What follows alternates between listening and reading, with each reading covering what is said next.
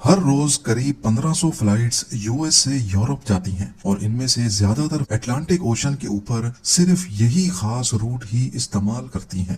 ये एक तरह का जहाजों का इनविजिबल हाईवे है जिसमें सारे जहाज एक दूसरे से 60 किलोमीटर के फासले से आगे पीछे उड़ते हैं।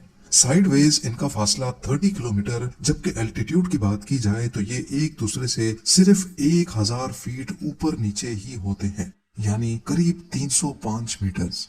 कभी आपने खुद भी एक्सपीरियंस किया होगा या फिर कोई वीडियो तो जरूर देखी होगी जिसमें मल्टीपल जहाज आसमान में ही एक दूसरे के बहुत करीब होते हैं। ऐसा खास तौर पर यूएस से यूरोप की फ्लाइट्स में देखा जाता है जिसमें इस इनविजिबल हाईवे को इस्तेमाल किया जाता है। पर सवाल है कि जब पूरा आसमान खाली पड़ा है तो पायलट्स यहाँ एक दूसरे के करीब रहकर इंतहाई रिस्की सिचुएशन में सिर्फ इसी खास रूट को ही इस्तेमाल क्यों करते हैं। नाजरीन, जहाजों के इस इनविजिबल हाईवे को करीब 100 साल पहले ढूंढा गया था। 1920 में वसाबुरु ओइशी नामी एक जापानीज मीटियोरोलॉजिस्ट ने आसमान में कई वेदर बलून्स रिसर्च के मकसद से भेजे थे। उन्होंने नोटिस किया कि 30 से 40 हजार फीट के एल्टीट्यूड पर आसमान में एक इनविजिबल ताकत है जो कि बैलून्स को इंतहाई तेज रफ्तार से ईस्ट की तरफ लेकर जाती है। उनकी इस रिसर्च पर दुनिया ने ज्यादा ध्यान नहीं दिया, लेकिन फिर 25 सालों के बाद वर्ल्ड वॉर 2 में एक ऐसा वाकया हुआ जिससे दुनिया ने जापानीज साइंटिस्ट की उस रिसर्च को सीरियस लेना शुरू कर दिया। अप्रैल 1945 में 6 दोस्त पिकनिक मनाने अमेरिकन स्टेट ओरिगन गए तो वहां जंगल में उनको एक बहुत बड़ा बलून पड़ा हुआ नजर आया। उन्होंने एक्साइटमेंट में आकर उसको घसीट तो लिया, लेकिन उनको क्या मालूम था कि असल में ये क्या खतरा मोल लेने जा रहे हैं। उस बैलून में बॉम्ब लगा हुआ था जो हिलने जुलने से फट पड़ा और 6 के 6 दोस्त जान से हाथ धो बैठे। पूरे यूएस में इस किस्म के कई और इंसिडेंट्स भी रिपोर्ट हुए। इन्वेस्टिगेशन हुई तो मालूम पड़ा कि ये बैलून्स 10,000 किलोमीटर दूर पैसिफिक ओशन के उस पार जापान ने लॉन्च किए थे। सिर्फ 2-4 नहीं बल्कि जापान ने 9,000 के करीब बैलून बॉम्ब्स लॉन्च किए थे, जिनमें से 300 अपने टारगेट यूएस में लैंड हुए। जापान ने वसाबुरु ओइशी की रिसर्च का फायदा उठाकर ये बैलून्स लॉन्च किए थे जो तेज हवाओं में बहते हुए यूएस तक जा पहुंचे। तब से लेकर 30 से 40 हजार फीट ऊपर तेज हवाओं के इस टनल को जेट स्ट्रीम्स कहा जाता है। करीब पूरा साल ही ये हवाएं मैक्सिमम 250 किलोमीटर पर आवर की स्पीड से ईस्ट की तरफ ट्रेवल करती हैं। इनको नॉर्दर्न हेमिस्फीयर में भी नोटिस किया गया है और सदर्न में भी। यह ट्यूब की शक्ल में ट्रेवल करती हैं जिसकी चौड़ाई कई 100 किलोमीटर जबकि मोटाई 4 किलोमीटर होती है। और हैरत की बात यह है कि इनकी कोई फिक्स्ड लोकेशन भी नहीं है। साइंसदानों का मानना है कि पोल्स और इक्वेटर में टेम्परेचर डिफरेंस की वजह से ये तेज हवाएं पैदा होती हैं। इक्वेटर की गर्म हवा जब पोल की तरफ ट्रेवल करती है तो जेट स्ट्रीम्स पैदा होती हैं। लेकिन इक्वेटर से नॉर्थ पोल की तरफ अगर हवा ट्रेवल करेगी तो इसको साउथ से नॉर्थ जाना चाहिए, पर ये जेट स्ट्रीम्स वेस्ट से ईस्ट की तरफ क्यों ट्रेवल करती हैं? इसकी सबसे बड़ी वजह अर्थ की रोटेशन बताई जा रही है। हमारा अर्थ करीब 1600 किलोमीटर पर आवर की स्पीड से एंटी क्लॉकवाइज डायरेक्शन यानी वेस्ट से ईस्ट की तरफ रोटेट कर रहा है। नॉर्दर्न और साउदर्न हेमिस्फीयर में इन तेज हवाओं को पोल्स की तरफ ट्रेवल करना चाहिए, लेकिन अर्थ की रोटेशन इनको वेस्ट से ईस्ट ट्रेवल करने पर मजबूर कर रही है।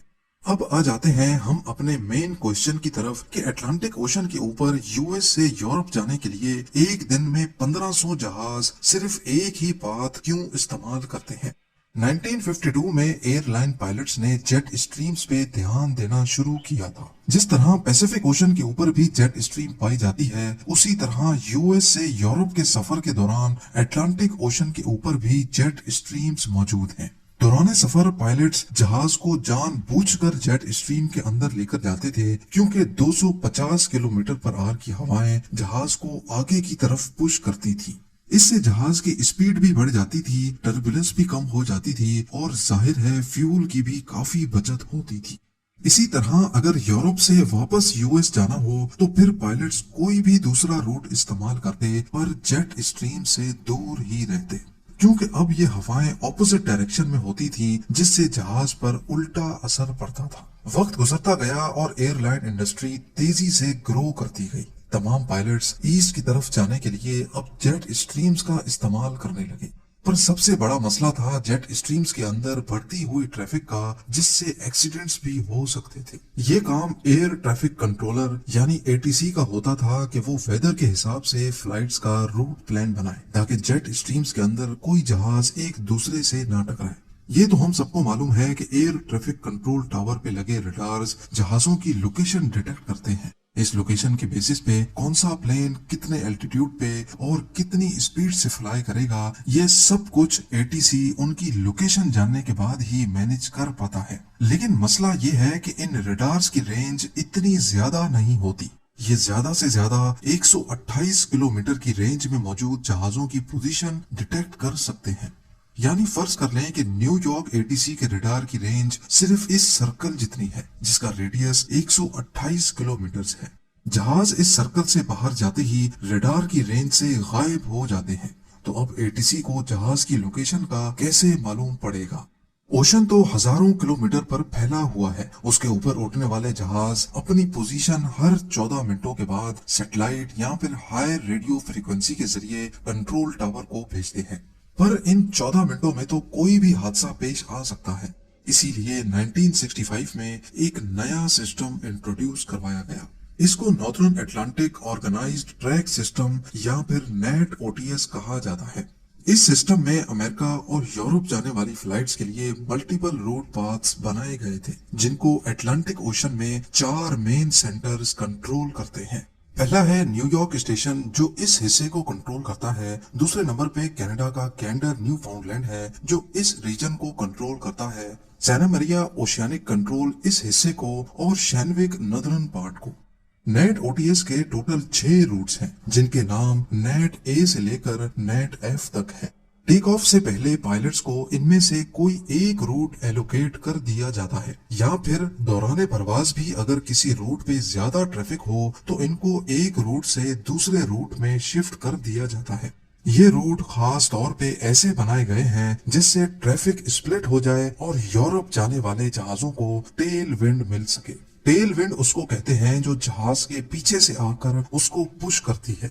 इन रूट्स को मजीद एफिशिएंट बनाने के लिए दिन में 2 मरतबा वेदर सैटेलाइट्स की मदद से जेट स्ट्रीम्स की लोकेशन देखी जाती है और फिर उस हिसाब से रूट्स को ऑप्टिमाइज किया जाता है।